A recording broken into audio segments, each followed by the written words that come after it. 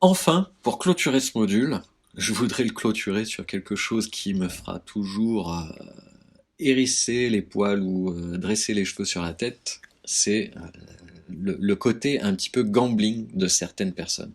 Et là, vous voyez qu'on est vraiment dans du psychologique et absolument pas dans une réflexion d'investisseur.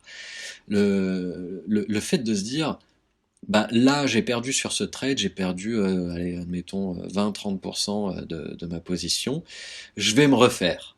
C'est, bah voilà, j'ai marqué non, absolument pas, tout simplement, parce que non, absolument pas, on ne se refait pas.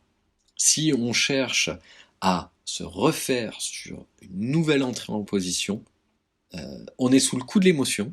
Comme on dit en poker, on est on tilt, et on tilt, on fait jamais rien d'intelligent. Donc, non, vous n'allez pas vous refaire. Si vous avez choisi la bonne stratégie au départ, si vous avez le bon plan d'investissement au départ et surtout si vous avez le bon money management, perdre 20% sur une entrée, c'était prévu. C'est sur le long terme, c'est sur la majorité de vos positions que vous devez.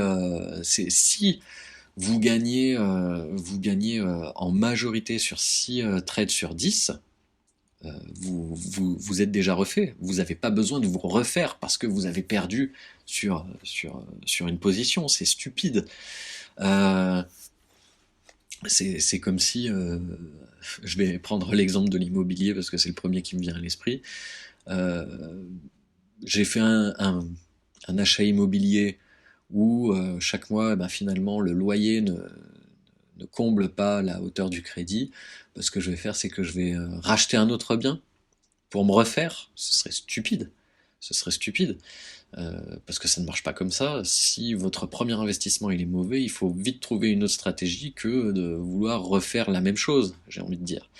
Donc, on ne se refait pas en investissement. Euh, la perte de, fait partie du jeu, là, pour le coup. La perte, vous devez l'accepter psychologiquement. Si vous avez accepté le fait que, en tant qu'investisseur, vous devez assumer des pertes, vous devez voir votre portefeuille qui passe dans le rouge, vous devez accepter qu'il doit y avoir une perte en capital qui doit arriver à un moment ou à un autre sur certaines positions, vous ne pouvez pas y couper. Si vous avez accepté ça, il n'y aura aucun problème. Si vous n'acceptez pas le fait de perdre, c'est ce que dit mon ami Benjamin Sultan qui est trader à Shenzhen dans une grande firme, dans une grande banque à Shenzhen. Il me dit toujours à quoi on reconnaît un trader professionnel d'un trader amateur. Le trader professionnel a accepté que, le, que la correction, que la perte en capital était obligatoire.